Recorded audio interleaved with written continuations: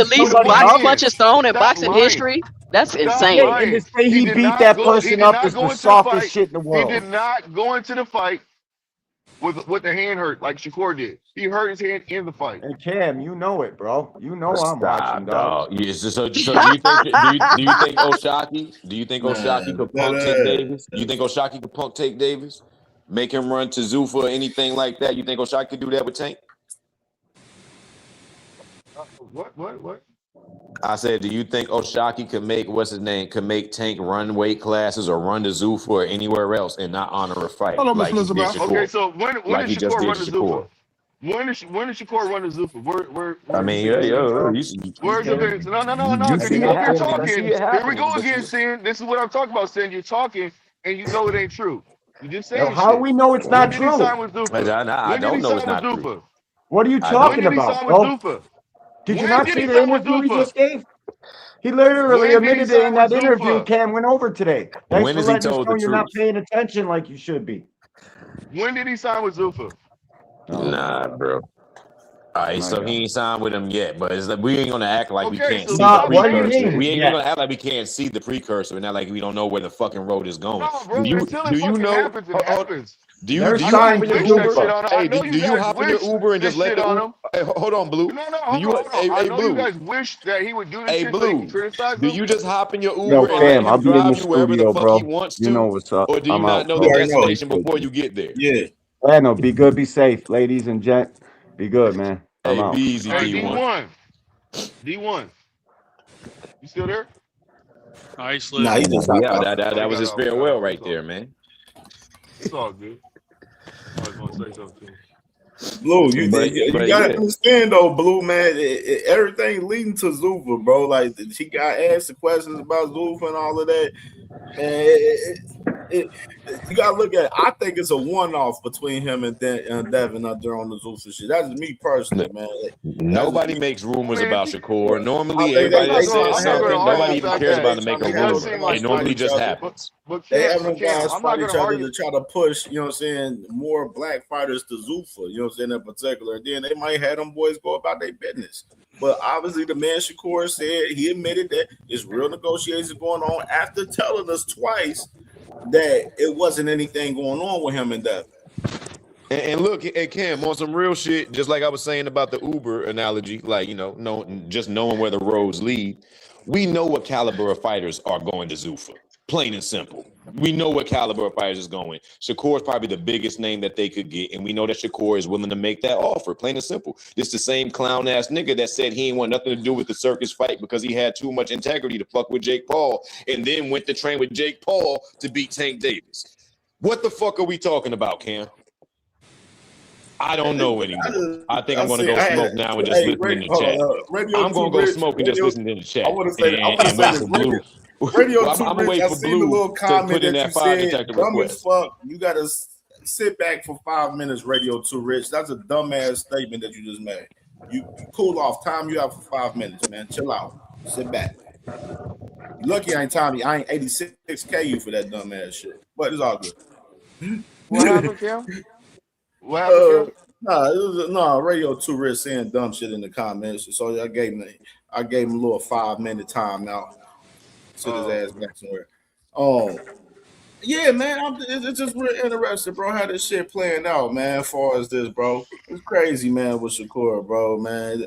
Yeah, like I said with Devin, yo, you want to fight, man, with Shakur Stevenson, drop the belt and go fight Shakur if that's what y'all want. So what you making?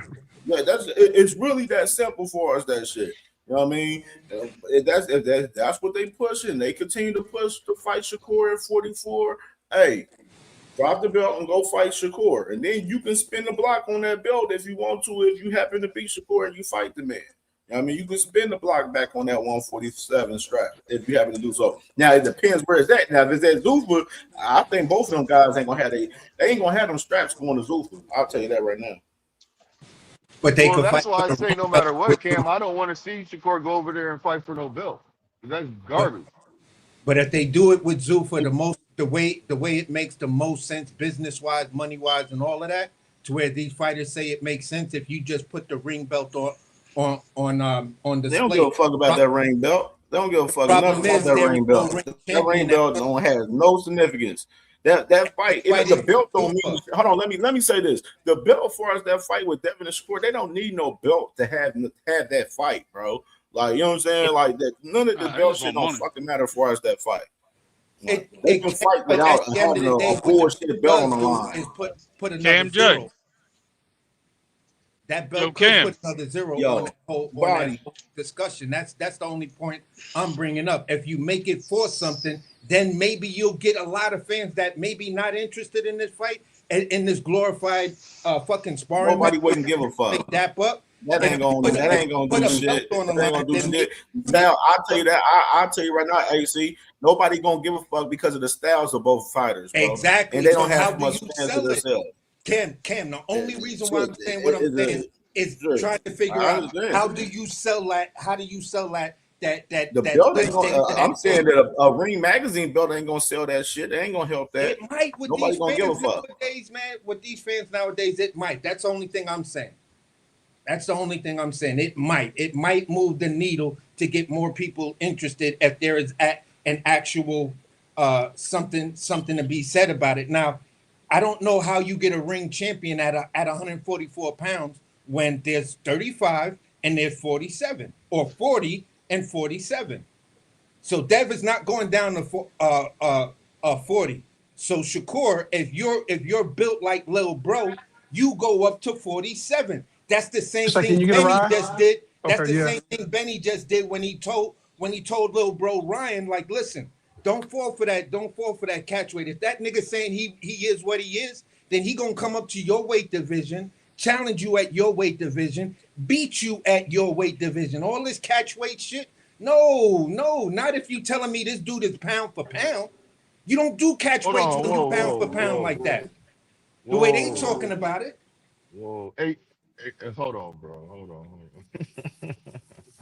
So you saying basically, you talk about what Tio said, right? Tio, the senior said. No. Blue, I love you, Blue. I love you, Blue. I love you. Hold on, I love you, Blue. Blue, my man, no more sleepwalking. Paid the $20 bounty on your head. I'll see you tomorrow, my brother. I love you, brother. I love you, brother. No more sleepwalking. He paid the $20 bounty on your head in the cash app. You know what I'm saying? I love you though. I love you though, brother. I love you. Sid and salute the No More Sleepwalking with the $20 bounty on Blue right there. And salute to my nigga Sin Ironheart and my nigga Kurt Hurd, man, with the love and the cash app, man. Salute to both of my brothers, man, for sure. Blue, you gotta talk to No More Sleepwalking. He put the bounty on your head, brother. Damn shame what happened to Blue, man. Salute, Cam. Salute to the panel, shout man. out No More Sleepwalking. My boy Body, man, this was goody, bro. Now I was just enjoying the blue pretzel roast, man. That's all. I was just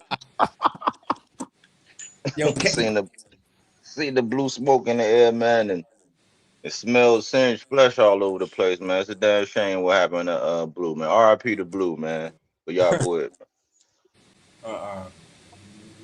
But I just subbed up to your channel, bro. I slid by a couple of times before and everything, but I was just read the room and everything. But I decided to pull up because the homie body work also fucks with you. So I was like, what? Yeah, that's my dog, man. I'll check him out. You feel I co-host with him. So. Yeah, I see you over there. Yeah, I see you over there. Yeah, I see y'all over there working, man. Y'all be putting in good work over there, man. Thanks a lot. That's my dog. And I love what y'all doing over there, man. I truly do. Thanks a lot, bro. But I just came up to just chop it up, man. For sure. Try to see how my boy Pop doing these days and stuff like that. Because we had a little altercation, not nothing major, anything like that, over boxing because we're both passionate about the sport. You feel what I'm saying? So. At the end of the day, all I'm saying is this, bro. It's still a sport. It's still a sport of boxing. I still fucks with you like that. We got this East Coast connection. So at the end of the day, it is what it is, bro. For sure. My boy Body, man. Hold on. Rude exposure. Show me your face if you want to come on here, good brother. All right. Hold on, real quick. Y'all got the balloon. Y'all got the needle to pop the balloon. What's good, bro? Hey Cam, real quick. Go ahead. I was doing some research. Where'd Blue go? He got red bounty, man. There's a bounty on his head, man. Somebody smoked him, man. Yeah, they put it, man. My man, No More Sleep Walking man put a bounty on his head, man. The $20 That's bounty, man. crazy. That's crazy. What happened? You talking crazy? Yeah, you got niggas can put bounties on people's heads on this page. Hell yeah. You can buy them Yes, back over too. here, yes. Oh, if you They talk can put boxing one and on you don't YouTube. like the boxing talk, somebody in the chat can put a bounty on your head, huh? On my channel, yeah, they can put one on you too. You got a problem with it? Yeah, I got a problem with that. Put a bounty on me. I'm just talking For boxing. $20, you can bring them back. So you gonna cook, homie? Go ahead, cook. I don't even gotta put a bounty on you. I just do that. Good night. Oh shit. That's funny as shit. Oh, bro. Hey, yo, I swear to God, bro. For the longest time, I was just sitting there listening. I'm like, I was like, remember the Jay-Z song? Dig a hole. Dig a hole. Dig a hole.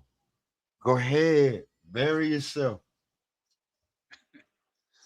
That shit was funny as hell, boy. Watching about that Shakur shit. That shit was funny as hell. I'm not gonna lie to you. I don't know how Shakur do it, man, but he got a serious cult, man. I don't want to hear nothing about no Tankamaniacs and none of that, because it's clear people getting their emotions. Bro was getting ready to crash out. Like, he ain't even get he was so emotional, he couldn't even get his talking points out first. Then he got smoked, man. So now we smoking on that blue pack. And I don't know what homie name was, but we smoking on him too. Salute to Cam J. Salute, man. I don't know what the fuck these niggas think they doing over here. Do y'all know what the fuck is going on over here, bro? Like, come on.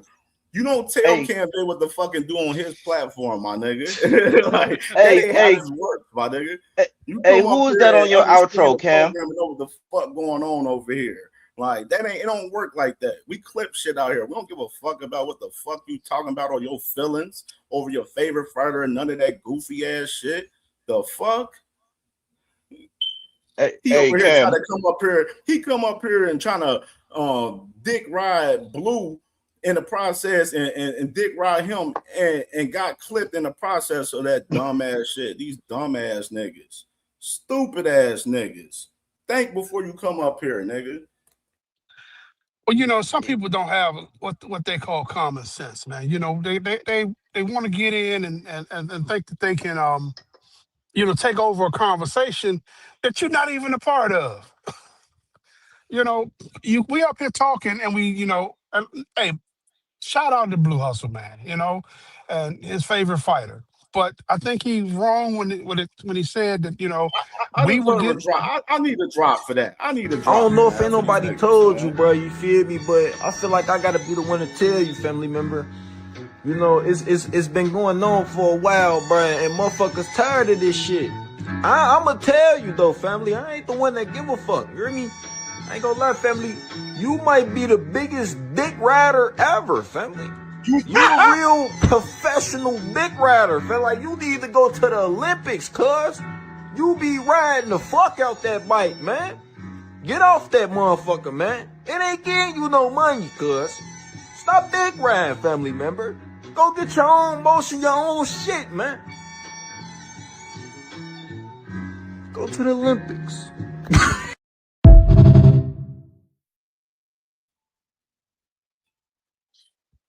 Oh, man, I need to take that dick riding to the fucking Olympics, man. You gonna come up here and support for Blue. For what? Nigga, to get your ass clipped, nigga? Fuck out of here. You ain't gonna tell Cam J what to do on his motherfucking show. You go take that bullshit over there where it's only 2 people watching your bitch ass. Fuck out of here. All right, so this is the Cam J Boxing Network, and you just got bounced. Bro, that's shit. Yeah, we'll get you something together, Blue. I'll get you a good one, man. I like that one though. That shit is crazy work, bro. At the end of the day, man. Listen, my audio keep going in and out. I'm gonna jump in the chat for a little bit. All I'm saying is this: if we can't look at situations and call them for what it is, even if it's your favorite fighter. People on this panel know I'm a Devin Haney fan, but I'm not the Devin Haney fan to say, look, my dude just didn't duck Rolly. Because you could have easily spun around and got that Rolly fight back. And then they said, oh no, but Bill said, listen, I don't give a fuck what Bill said. Because at the end of the day, how do you get to a negative 6 million? And that's the part where even some of the D-Hive people, and I'm like, bro, I'm a Devin Haney fan too, but when you try to do some shit and you had a good deal, a good solid deal, then you wanted to increase your money because you wanted to throw DHP around like DHP had some weight. PBC said, okay, we're used to dealing with independent contractors. Everyone on our roster is basically an independent contractor. So here's your buy-in number. Yeah, but I thought this was how much I was going to get paid. Yeah, but it's also your buy-in. So if you're going to bet on yourself, at the end of the day, the best you could do is break even. If not, do something that really relegates astronomical numbers. Sell the shit out of this fight so you can have a plus percentage. You're in the black. Devin Haney couldn't get to that. He was like, nah, we ain't going to do that. We just going to pull out the fight then. The same thing he did when it came down to him sitting at 140 with that, I believe it was the WBA or WBC strap, where he didn't want to fight Homie because he didn't like the purse bid numbers. So don't tell me. I'm like, look, I'm a fan of the dude. So if anybody gonna say he a duck, I believe, I'm like, yo, I should have that privilege. Just the same way I see Shakur ducking many situations. And then he still got a Gary Russell problem at 140. So, hey, listen, I'm just gonna speak on it the way I see it. And if people get whatever about it, and you don't want to accept the facts, fine. But I'm telling you what this dude said, as opposed to his real life actions, and then I made my judgment off of that. I watch what you say. I hear what you say, and then I look at what you do. That's the only way I can judge you. And if I can't judge you on that ground, then I can't judge you at all. And I'm not even trying to judge you. I'm just trying to see if you're a stand-up person. If, like Shakur said, you have this integrity. And if you don't, hey, it is what it is.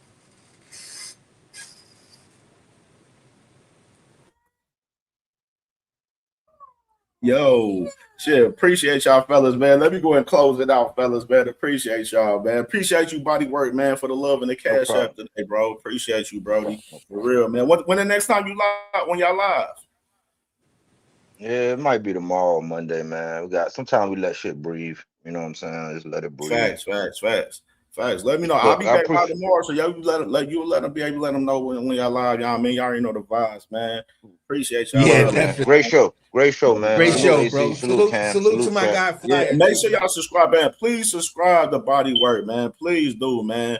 Real talk, man. My dog, him and AC, they be cooking up crazy over there, man. Real shit. Please subscribe to the guys. Be more bully, man. Real quick, man. Go ahead, man. Hey man, what's up, man? And I heard, man, I'm like feeling like under the weather, you know what I mean? Chills and shit.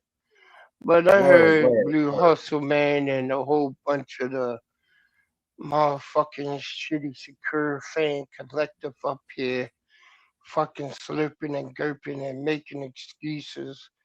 You ain't got no excuse for that nigga ducking Shocky. Man, ain't no excuse for that motherfucker ducking Shocky. You know what I mean? Devin Haney ain't a duck. The motherfucker damn near 10, 30 pounds out your fucking weight lane, yo. Because the night of the fight, he gonna come in there at 160. Come on, man. Let's be for real, yo. This shit with motherfucking Shakur is nasty work. He the one that set the terms. Shock followed the terms of the agreement and dispatched Raymond Bum-ass Ford. And that's it to it. If he don't fight him, he ducking like a motherfucker. And Bill Haney, he's sitting up there with nowhere to go. And that's some funny shit. It was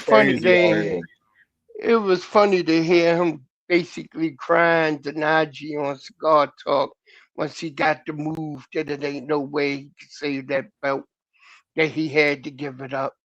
That if he don't fight Keyshawn, he gotta give it up. And then if he give it up, Shakur ain't gonna fight him either. He depended on Shakur to be his lifeline for a Zuffa contract. Nigga, please, yo. Oh man, it's hilarious, Nasty out here, man. bro. I'm gonna be back at this shit, talking about this shit tomorrow, man. More about this shit tomorrow, and recapping the fights from the night. You know what I mean? Tomorrow. Yeah, I was listening most of the day, man, between falling asleep and waking up. You know what I mean? But I was listening. I I'm just couldn't already kick knowing. in. I'm already knowing, man. This shit was All crazy. right, This show was bro. a banger today. Crazy shit, man. Let me go ahead and close this shit out, man, so I can get the fuck up out of here and All go right. get something to eat. Handle your, all right, brother. One love. Handle your business, man. You already know. You already know, bro. I'm gonna be watching. We're gonna be watching the fights with D1 in a little bit. And over there, All he right. got the UK fights on, so I'm about to be over there watching the fights with him. All right. I'm gonna go ahead and click it and join there. Bet. All right. Peace Bet. and blessings. One love, You chat. already know. One love, bro. God bless. Hold up, man. I'm pushing the wrong damn button. Don't mind me, man. I got you. All right. Man, hey, fire show today. Hey, this show was funny as fuck today, man. This was a funny ass show today. Real shit, man. Hey, my brother Flyer, man, my boy Radio Fly, he gonna be live in the next 15 minutes, man. I would have stayed on longer, but I got some shit to do. Get wifey something to eat, get me situated for the day. So I'm about to go watch the fights with D1. D1, he gonna be live later on, calling the fights. 2 Cents, you gonna be live. Let me know. Matter of fact, I know 2 Cents, let me know if you're gonna be live. I know you with the boys, you got the Nationals, and salute to the boys, man. Praying for them to do their thing, continue to do their thing in the Nationals. Hey, Jag Queen Boxing, my sis gonna be live at 5:30. Let y'all know that too. Jag Queen gonna be live at 5:30 today. 5:30, 6 o'clock. And so, look for her about that time between 5:30, 6 o'clock today. You feel me? And we're gonna be back at this thing tomorrow, man. I'll let y'all know what time tomorrow. It won't be in the morning, but it'll be in the evening. So we'll do an evening show tomorrow. So evening show tomorrow on the recap side. Some more shit we're gonna talk about. I see everybody sending me talk about Tank with the scale and shit, him weighing in at 147 on the scale and shit. We're gonna talk about it on tomorrow's show. We definitely go talk about it. Hey, Lee Jackson said Radio Blue Hustle, man. Hey, yeah, Blue, man. You was on Radio Time today, Blue. Blue, man, my dog, man. It's gonna be okay, man. Shakur, hey, yeah, you gotta hold your man to the fire, man. Gotta hold that man to the fire. Gotta hold him to the fire. You know what I mean?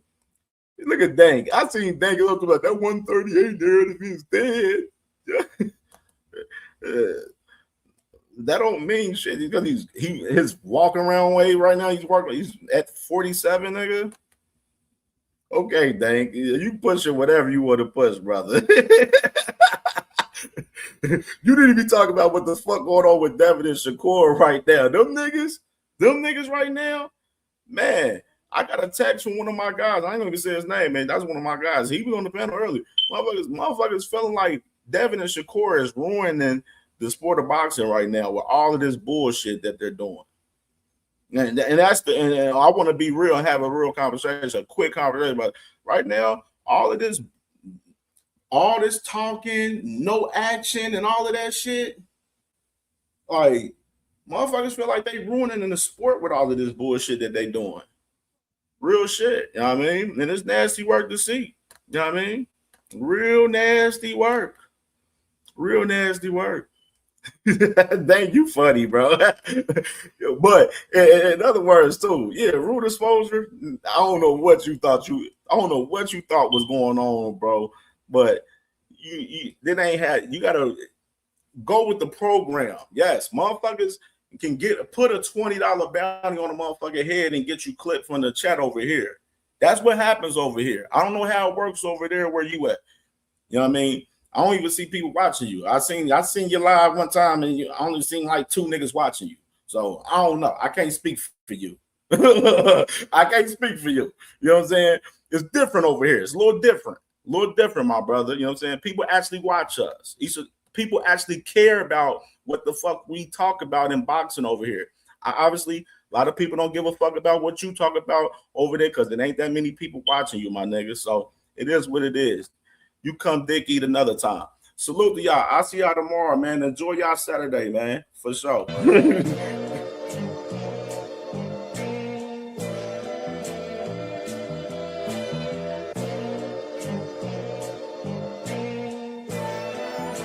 All my life I had to be patient.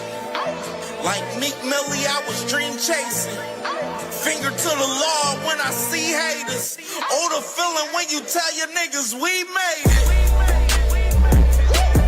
Ooh, baby. Ooh, baby. Ooh, baby. Ooh, baby.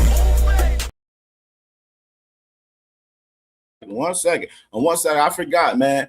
Before I'll tell y'all again tomorrow. But happy Father's Day to all the fathers out there, man. Happy Father's Day to all the fathers.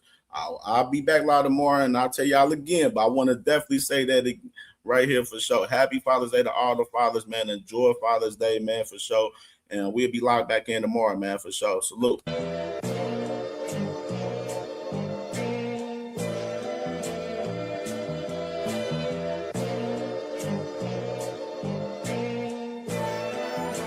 All my life I had to be patient. Like Meek Millie, I was dream chasing. Finger to the law when I see haters. Oh, the feeling when you tell your niggas we made it.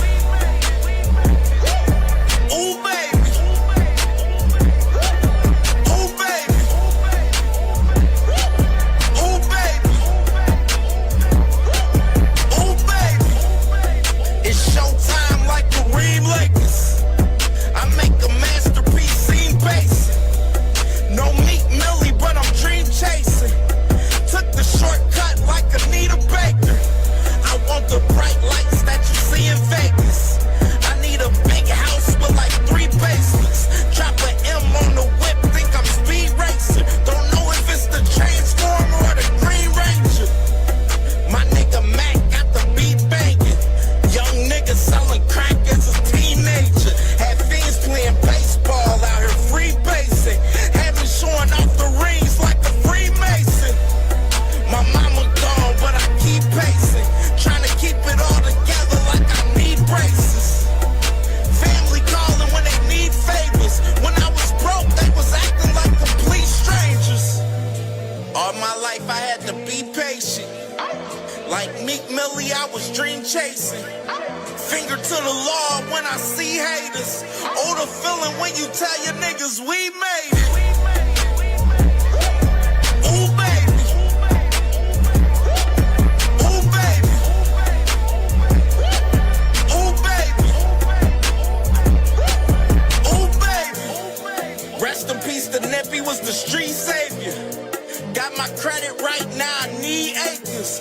Gotta turn your dirty money into clean paper. Trying to own a franchise without a key player. I go through hoes like I weave laces. Tree blazers, let they mama noodles be flavored.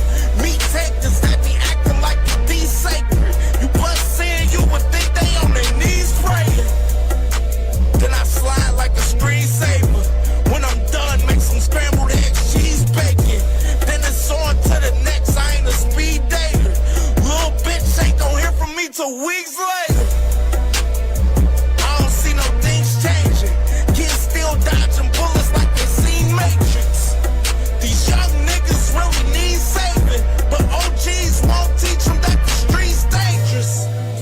All my life I had to be patient. Like Meek Millie, I was dream chasing. Finger to the law when I see haters. Oh, the feeling when you tell your niggas we made it. Ooh, baby. Man, what's up with this meeting? Why are we here? Guys, I have brought you here today to propose my plan. I don't like to lose. This is my plan to prevent all of us from losing. Let's pretend we are brothers. We won't have to fight each other. I made a contract to make sure we all agree to not fight each other. Each other. Yo, that's a good idea. Let's do it. But Shakur, we are in the same division. What will we do if we're forced to fight? Listen, I will get all of the belts for us. You tell everyone you don't care about the belts. That way, no one can force us to fight, brother. But Shakur, what if I outgrow my division and I have to move up to yours? Listen, little Ray Ray, when I move up, you move up. And come train at my gym so that we will never fight. What about us, Shakur? We are both champions at 140. Gary, tell him you want to fight me last. When the time comes, I will move divisions, little bro. Shakur, what about when you move up? I don't want to fight you, bro. Richardson, sign to Zuffa so that we won't fight. Before you sign, call me out so that it is not suspicious. Now sign the contract to be boxing brothers. Why they want me here so bad? We are not friends. Man, I'm going after all of y'all. There's no friends in boxing, clowns. Abdullah, no, please. Do. Nigga, I'm gonna keep fighting, but if they do that, they know, I know they some hoes.